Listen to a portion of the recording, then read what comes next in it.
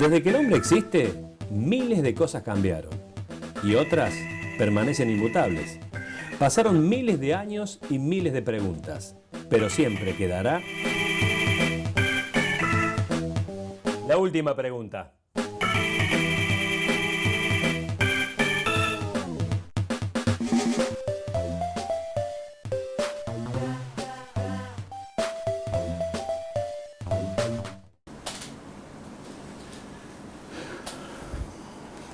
Cuando vos quieras hacer. Bueno. Asociación Libre. Fernando Vasconi. Fernando Vasconi, a ver, docente, primer maestro, no dejó de ser maestro. Obviamente padre, esposo. Y dentro de la carrera, bueno, fui transitando distintos espacios. Me formé como licenciado en educación, director de escuela. Y ahí en el camino de la pandemia encontré como otro perfil de trabajo que tiene que ver con las redes, con la educación digital. Eso lo empecé poquito antes de la pandemia y lo potencié durante y ahora post pandemia. Dijiste docente y después apareció la palabra maestro. Sí. Es una palabra muy linda, maestro. Sí. Uno no deja... Cuando uno hace esa carrera, a veces pasa que la palabra maestro estaría como devaluada. Uh-huh. Y sin embargo tiene esa magia permanente de poder enseñar. Y de poder enseñar, miré con todo el tránsito que te conté, no dejé nunca de elegir el nivel primario. A mí me pasa que con el nivel primario uno tiene todo el conflicto, los problemas de adultos, y salgo al patio o entro a un aula y está la magia del niño que te lleva al lugar donde uno ha sido más feliz. Entonces te permite sanarte. Entonces sigo eligiendo después de 20 y pico de años esa profesión. La elijo todos los días. Fíjate vos decís que es una palabra devaluada, pero para referirse a cierta persona con alguna capacidad, con alguna experiencia, con algún don de influencia, se le grita maestro, maestra. Tal cual. No docente. Tal cual. Tal cual. Ha dejado de ser un sustantivo para convertirse en un adjetivo amoroso. Tal cual. Bueno, eso se vive mucho acá en Córdoba, ¿no? En Córdoba se vive bastante. Y tratamos, los que ya tenemos alguna trayectoria, tratamos de transmitirle ese mismo espíritu a quienes empiezan a caminar ese trayecto. Esas ganas, ese compromiso que nosotros teníamos cuando empezamos, bueno, tratar de transmitirlo a las nuevas generaciones. Y que se viva así, como decís vos, con orgullo. Por supuesto, desde tu rol de educador, de docente y ahora de director, has vivido todo el proceso de la pandemia de una manera, desde múltiples lugares, incluso también como padre, me imagino, sí, como esposo. ¿Cómo has visto este cambio, esta mutación de las relaciones entre adultos y chicos a lo largo de la pandemia? Y no me refiero solamente a alumnos maestros, sino padres, hijos, hermanos, entre sí. Hay un gran impacto que no se ha publicado, no se ha medido, no se le ha dado lugar. Ni desde las políticas públicas, ni desde las publicaciones en general. Habiendo dictado, porque nosotros dictamos clases de manera virtual casi con horarios normales, por lo cual los contenidos, por lo menos en el caso del colegio nuestro, no fueron un problema. Ahora cuando salimos de eso y nos volvimos a encontrar con los chicos y con los adultos, y nos volvimos a encontrar entre los adultos, se vieron dos grandes dificultades. Uno, el de poder encontrarse con el otro, el poder hablar con el otro, el poder solucionar los conflictos con el otro. Que a medida que ha ido pasando el tiempo se va trabajando aún sin solución. La violencia está instalada, la falta de palabra está instalada, el no poder afrontar un conflicto está instalado, y sobre eso estamos trabajando. Yo tengo la fortuna de trabajar con una población que es culturalmente media alta, y aún así las dificultades están presentes. Cuando uno traslada eso a otros sectores sociales que pueden haber estado más vulnerables en la pandemia, debe ser aún más profundo. Y lo otro que notamos es la falta de, o grandes problemas en el desarrollo psico, socio, motor de los chicos. Las tres cosas. Este nivel de desarrollo, de poder jugar, les costó muchísimo a los chicos volver a encontrarse, a correr en un patio, a atarse los cordones. Esos son impactos que no creo que se resuelvan en poco plazo, pero sí hay que ponerlo en la agenda de trabajo para abordarlos. ¿Qué es el botiquín de emergencia para la pospandemia? Bueno, en el medio de toda esa emergencia, con esto que te contaba que hice un posgrado en educación virtual, empecé a ver un montón de emergencias en la educación, y se me ocurrió hacer la alegoría de poder empezar a armar un botiquín con distintas herramientas que permitan, no sé si curar, pero por lo menos abordar las distintas heridas que estaban ahí. Se veían distintas problemáticas. Por ahí comparo la falta de herramienta del diálogo con un corte, por ejemplo. Entonces, cuando uno se hace un pequeño cortecito que duele, que sangra un poquito, que es fácil de solucionar, pero que hay que abordarlo. Sí. Entonces, empezamos a trabajar ahí con la universidad en el estudio de qué sería necesario que tuviéramos los adultos. Primero para aprenderlo nosotros y después para trabajarlo con los chicos. Así que se fue armando ese botiquín con distintas herramientas y distintos medicamentos para curar ese mal que teníamos, que transcurrimos en la pandemia y que no lo curó la vacuna. ¿Cómo están todas y todos? Gracias por acompañarnos. Estamos aquí con Fernando Basconi, licenciado en Educación, hablando de un mundo el de la infancia, de la adolescencia, que no sube por el ascensor, sube por un cohete, y los métodos van por la escalera bastante despacito, ¿no? Tal cual. Ahí hubo intentos de poder dar a los docentes y a los padres en su momento, porque en realidad gran parte de la pandemia la tuvieron que abordar los padres solos en su casa, con las herramientas que tenían y como podían. Y sin embargo, quedaron problemas que se trasladan en la pospandemia y que siguen afectando a los adultos y que siguen afectando a los chicos. Hoy está pasando un poco más desde el modo de vinculación, y el modo de vinculación no solo de lo personal, sino también fundamentalmente a través de la tecnología.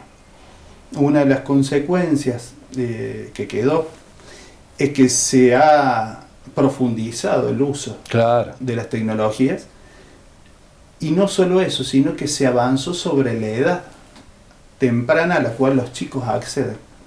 Entonces, en el último estudio que hace UNICEF, más del 50% de los chicos menores a 9 años ya tienen acceso a la tecnología, y casi el 94% de los adultos que le dan el dispositivo no saben cómo enseñarle a usar el dispositivo.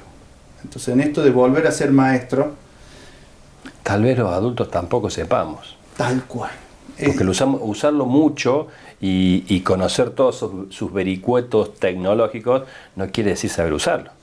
Eso sin duda, uno lo puede comparar. Yo puedo entregarle un lápiz a alguien que puede hacer garabatos, y eso no significa que sepa escribir. Entonces, en ese camino poder pensar de enseñar, poder pensar en educar, primero apuntado a los adultos, a quienes estamos formando a los chicos, a quienes les estamos dando la herramienta, le damos el dispositivo y después no les enseñamos, no los seguimos y los abandonamos. Y ese lugar que nosotros no ocupamos, lo ocupa otro. Y ese es un problema. Licenciado en Educación, ¿eras estudioso? ¿Eras traga? Sí, mucho, siempre. Siempre me gustó tener, siempre me gustó estudiar, disfruté estudiar. Por eso te iba a preguntar, te interrumpo, ¿traga de conocimiento o traga de buscar el 10? Las dos cosas. Las dos cosas. Disfruto estudiar y disfruto muchísimo la acreditación. Digo, al día de hoy, cuando entregué la tesis, trato de hacerlo lo mejor posible. Con la bendición de que no me cuesta, digamos. Me cuesta mucho bailar, me cuesta mucho cantar, otras cosas me cuestan muchísimo. El estudiar no, el leer tampoco. Y a lo largo de los años, como pasa con un oficio, transmitirlo también uno lo va aprendiendo. Ante esa posibilidad de que en algún momento te hubiese pescado en algún, no digo en algún renuncio, pero en algún desconocimiento momentáneo, ¿cedías a la tentación de copiar o el machete? No. No. No mira, ni así rápido no. No. Ni en la época del Corazón de María, no, tampoco en el secundario. Tampoco. Deben estar mis machetes en el Corazón de María todavía escondidos. No. Ahí hay una beta, digamos, que también aproveché del sistema educativo. Digamos. El sistema educativo, quizás hasta hoy, es muy memorístico. Claro. Entonces, al tener buena memoria y poder leer un poco lo que el profe quiere, en general encontraba la vuelta. Entonces no tenía mayores dificultades para eso. Y te pongo en la vereda del frente, ¿te dejabas copiar? ¿Dictabas a los compañeros? Sí. Sí. En esto de que nunca me costó estudiar, si no corría riesgo. Sí, claro. Kamikaze nunca, pero claro. Sí, hasta en el profesorado, sí, hay varios compañeros del profesorado que pueden dar fe de esto. Bien, hay testigos. Hay testigos. Estás en el colegio Gabriel Taboarem. Sí. Colegio religioso. Un colegio religioso, católico. Católico.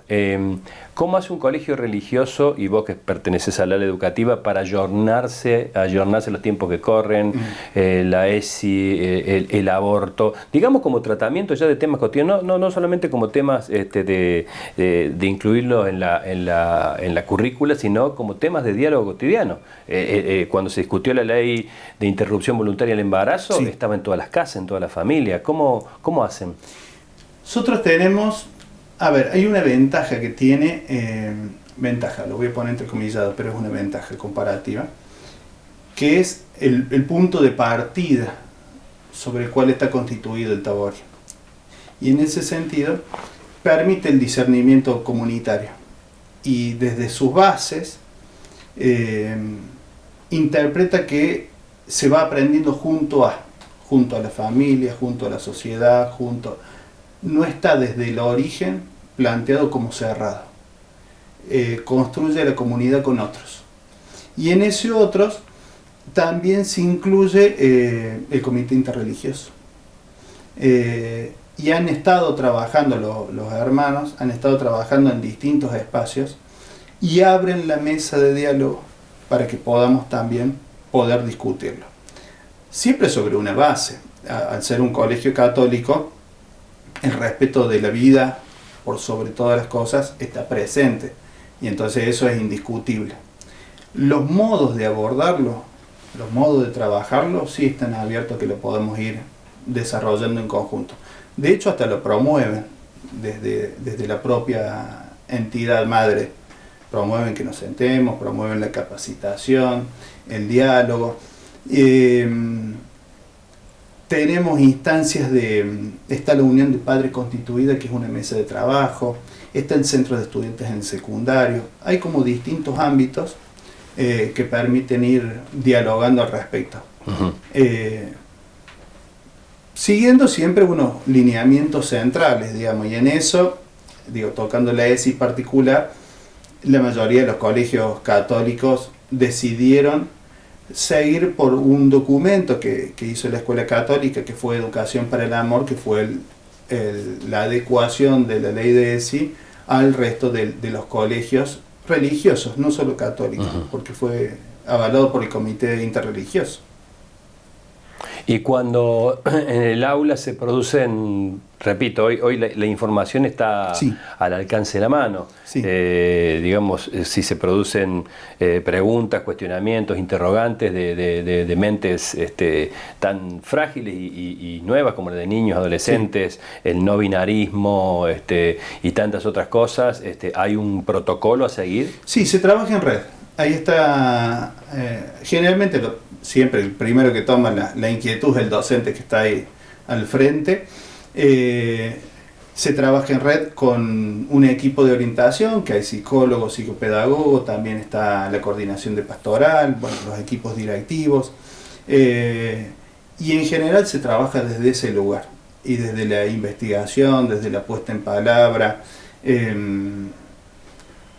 Básicamente cuando surge un conflicto así, la primera respuesta obviamente la tiene el docente, y también trabajamos con los docentes, que está habilitada la posibilidad de decirle al alumno esto no lo sé, o esto no lo puedo contestar ahora. Muchas veces los docentes pecamos de tratar de responder todo, o que debemos saber todo. Y en ese sentido, un eje de trabajo es poder decir, bueno, esto hoy no te lo puedo responder, pero mañana sí. Muchas veces como padre metemos la pata de la misma forma, por el hecho de demostrar que lo sabemos todo. Tal cual. Y a veces nos pasa que los chicos no sé si saben más, pero saben distinto, o piensan desde otro lugar. Entonces, en una de las capacitaciones que hicimos en este sentido, un gran capacitador que era médico también y profesor de la Universidad de El Salvador de Buenos Aires, contaba y decía, bueno, preguntarle al otro, ¿por qué me estás preguntando esto? O sea, ¿qué hay detrás de la pregunta? Y poder responderle en la medida que el chico pueda comprender. Claro. Y él lo ponía en comparativo. Él decía, si uno va de viaje, la valija más grande, ¿se la vamos a dar al hijo más chico? No. Entonces, lo mismo pasa con el conocimiento. En algún momento podrás llevar la valija más grande. Mientras tanto, podés llevar esta. Entonces, tratar de ir midiendo cuánto es lo que debemos responder y el por qué. Porque a lo mejor es una inquietud que se puede resolver bastante más sencillo de lo que nosotros pensamos. Ahí en eso hay muchos imaginarios. Nos pasa muchas veces que ante un accionar de un niño o de un adolescente, el adulto lo mide en relación a sus propios miedos, sus propios temores, su propia subjetividad, su propia formación, con la mirada de adulto. Claro. Entonces, el ejercicio que hacemos es tratar de llevarlo a la mirada del niño. Está bien. Te has desempeñado durante muchos años a cargo de la dirección de la Academia Argüello, sí, una de las instituciones más prestigiosas y quizás, no sé si bien o mal llamada, de élite, digamos, es una institución que tiene sus características. Sabemos, y sobre todo a lo largo de la pandemia, las diferencias abismales que ha habido entre las escuelas con mayores recursos y las de menos recursos. Sí. Pero yo prefiero no caer en ese tema que ya ha sido bastante desarrollado.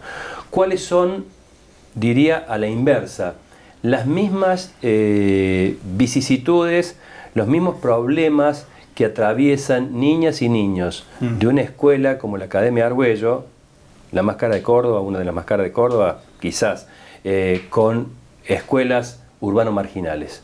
¿Hay puntos de conexión o hay ninguno? Todos tienen necesidades, todos tienen incertidumbres. Todos los alumnos tienen la necesidad de crecer, aunque desde distintos puntos de partida.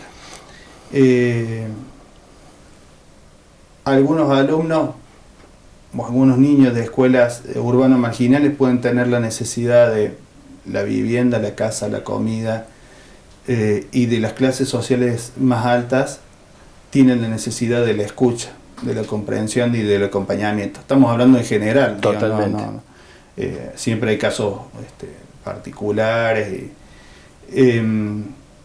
Este tiempo de post-pandemia les ha dejado mucha incertidumbre a todos. ¿Qué es lo que sigue?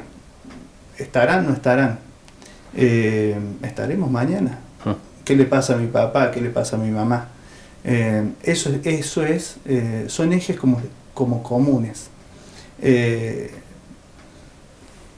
Todo lo otro es lo que ya podemos hablar, de los abordajes socioeconómicos y etcétera, que agravan la situación, digamos, que permiten aprender menos de alguna manera.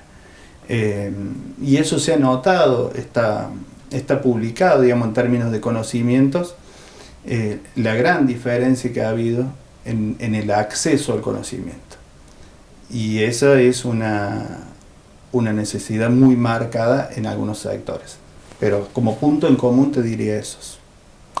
Estamos con el licenciado Fernando Basconi. En un ratito nos va a mostrar qué objeto trajo, cuál es el objeto que salvaría de un naufragio, de un incendio, el primer objeto al que echaría mano, y se va a formular a sí mismo, por supuesto, en el cierre la última pregunta. ¿La educación en los últimos 20 años evolucionó o involucionó? Qué buena pregunta. Las dos cosas. Las dos cosas. Involucionó en relación al desarrollo de habilidades necesarias para un mundo actual. Ha quedado estancada en relación a lo curricular, en relación al abordaje.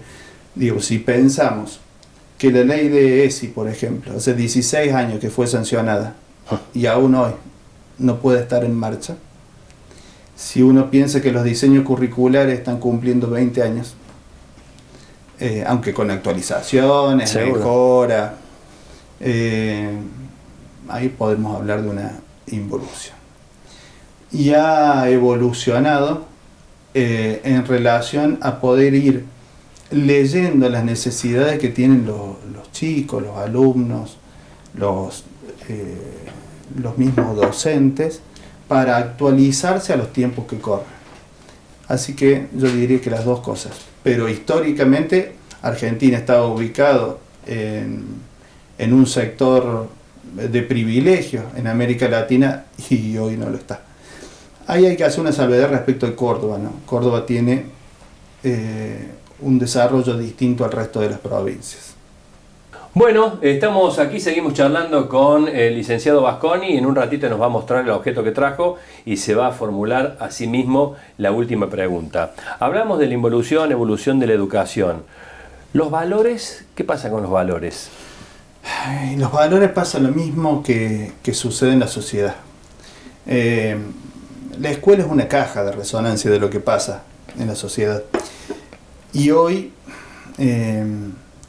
hay una utopía de que vivimos en una escuela con valores o que la escuela trata de sostener ciertos valores que son permanentemente cuestionados, criticados por las propias familias, a veces por el Estado. Claro. Por lo cual es muy difícil poder sostener con entereza esos valores. Los llamemos justicia, equidad, diálogo, algún valor particular de alguna institución religiosa o no religiosa. Es un trabajo, te diría que bastante más arduo que enseñar a leer y escribir. Yo lo creo. ¿Hay más cuestionamientos que antes? Sí. Es uno de los indicadores que te diría post pandemia, se nota muchísimo. Solo como hipótesis, da la impresión de que en la pandemia la escuela se corrió del lugar y la familia ocupó ese espacio, en esto de lo que hablábamos antes. Que efectivamente fue así, el primer tiempo de la pandemia, quienes enseñaban en su casa eran los padres como podían. Cuesta mucho hoy lograr el equilibrio entre familia y escuela. No vamos a volver a ser como era antes, una relación de la escuela que dejaba un poco de lado a la familia y decidía por sí misma. Vamos a tener que encontrar ese camino de diálogo y poderlo construir juntos. Uh-huh. Sin embargo, hoy estamos en la época de conflicto. De construcción, pero de conflicto. Hace poco hablaba con un prestigioso médico, pediatra, y le preguntaba sobre esta transmutación que se ha dado a lo largo de las últimas décadas de paciente a cliente. Uh-huh. En las escuelas privadas, ¿pasa algo parecido con respecto, no ya al alumno, sino un papá que paga una cuota elevada? ¿Se siente muchas veces con derecho a exigir? Sí. ¿No me lo bochen que pago 50 lucas? Perdón no, que sea tan... Sí, así concreto. A ver, sí se sienten con derecho. No sé si no me lo bochen. No me lo sancionen, sí. Quiero la respuesta inmediata, también. Respecto a lo académico, un poquito más difícil. Aunque sí más presente quizás en el nivel secundario, no claro. Tanto en el nivel primario. Pero ese avance de la familia sobre porque pago la cuota está presente y es un trabajo que hay que hacer para que se pueda comprender en realidad que lo que se está formando es una persona y poner en valor que ese accionar obstruye la formación que es del hijo. A veces, muchas veces en una reunión o en una entrevista, siempre les digo, yo les aconsejo, les digo, desde el lugar de lo que creo mejor para ese niño, que no es mi hijo, claro. Es el suyo. Claro. Y a partir de ahí, a veces se puede construir. Hay mucho para hablar contigo, Fernando. El bullying es una de las otras facetas que me resultan interesantes. Ya estamos medio casi sobre el tiempo, pero no quería dejarlo pasar por alto. Y también pienso en los dos extremos, ¿no? Uh-huh. de la vara social, donde se pasa mayores necesidades, donde priva la abundancia. Pero me parece que en ambos casos el flagelo existe. Está presente. Y primero hay que trabajar sobre la distinción de qué es bullying y qué no, y qué son conflictos. Eso es como una primera distinción que hay que trabajar cuando ocurre. Observarlo, trabajarlo, dialogarlo. Y también formar a los adultos que interpretan la situación. Está presente, es imperioso ponerlo. Y tiene una nueva arista. Hace un tiempo atrás el bullying pasaba solo dentro de las paredes de la escuela. Hoy con las nuevas tecnologías claro. Se está viendo que esto, le podemos poner un título, el ciberbullying, se extiende más allá de las paredes de la escuela, se agrava porque es permanente, porque pasa día y noche. Pasa sin la mirada de los adultos, pasa con el anonimato de las redes y entonces tiene consecuencias mucho más severas que el bullying observado, concreto o cara a cara. Entonces hay que abordar el bullying, pero me parece también importante poder abordar este otro eje que está siendo mucho más complicado que el primero. Muy interesante. Te voy a pedir el objeto. Yo me quedé pensando sobre esto cuando mis hijos eran más chicos. Siempre mi preocupación estaba focalizada en si mis hijos, y se los preguntaba si mis hijos sufrían bullying. Uh-huh. Después me di cuenta de adulto, cuando mis hijos ya fueron más grandes, que nunca les pregunté si ellos ejercían bullying, si ellos bulineaban a alguien. Uh-huh. Que eso me parece también que estamos más preocupados que nuestros hijos lo sufran que lo provocan. Creo que lo negamos eso como padre. Y eso me parece que es gravísimo. Es muy difícil cuando uno se lo plantea al padre de un alumno que lo provoca, o al propio padre. Porque también tenemos padres que lo hacen o con niños o con otros padres. Digo, podemos extenderlo otro programa más con el grupo de WhatsApp, digamos, si quieres. Qué complejo. Es muy complejo. Entonces, sentarse y poder plantearlo y que el otro pueda tener capacidad de escucha respecto de eso, es un trabajo artesanal, que lleva muchos encuentros, que lleva muchas reuniones, que a veces se logra y a veces no se logra. A veces un profesional externo ayuda, un psicólogo, un psicopedagogo ayuda a poner una palabra, pero este punto también hay que abordarlo, que el bullying o el ciberbullying no es exclusivo de los chicos, sino también de muchos de los adultos. Muy bien, llegó el momento. ¿Qué nos trajiste, Fer? Acá está, mira. Apareció. Mira, te traje, como que me están enfocando, traje una cámara de fotos. Bien. La cámara de fotos, ¿por qué? Durante mucho tiempo tuve esta pasión y la pandemia me permitió desarrollarla, digamos. Ahora estoy compitiendo, sacando fotos. Mirá qué bien. Me asocié al fotoclub acá en Córdoba y a partir de eso estoy compitiendo en la Federación Argentina de Fotografía. ¿Lo que traes es la fotografía o esa cámara? No, la cámara como objeto de transición, digamos, de alguna manera. Bien. ¿Qué me pasa? Me pasa que cuando uno saca una foto congela un momento. Cuando uno tiene una foto y recuerda ese momento que sacó, lo revive. Y entonces, cotidianamente, digo, uno veo la foto de mis hijas chicas, veo ayer, un breve detalle, yo durante 20 años fui árbitro de básquet. De Liga Nacional, y ayer con un amigo encontré una foto de cuando yo tenía 24 años. Entonces me permitió recuperar ese espacio, lo que vivimos, dónde fue. Me pasa lo mismo con las hijas, o en un colegio, como maestro, o el regalo de un alumno. Y al final, ese conjunto de fotos me permite hacer el raconto de la vida y volver a revivir ese momento. Entonces, la cámara no es importante en sí, es lo que se vive ahí en ese momento y lo que recuperamos después. Muy lindo. Y eso lo logra la foto más que un video, ¿no? Para mí sí, lo logra más la foto que un video. Porque lo percibo con muchísimo más compromiso personal.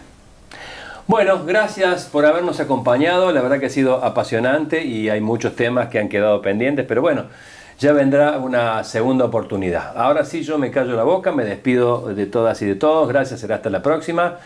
Fernando, la última pregunta. La última pregunta que me voy a hacer es la misma que me hago todos los días y no puedo dejar de ser docente. ¿Qué aprendí de esto hoy? ¿Qué aprendí de esta invitación? ¿Qué aprendí de venir al programa? ¿Qué aprendí de lo vivido hoy?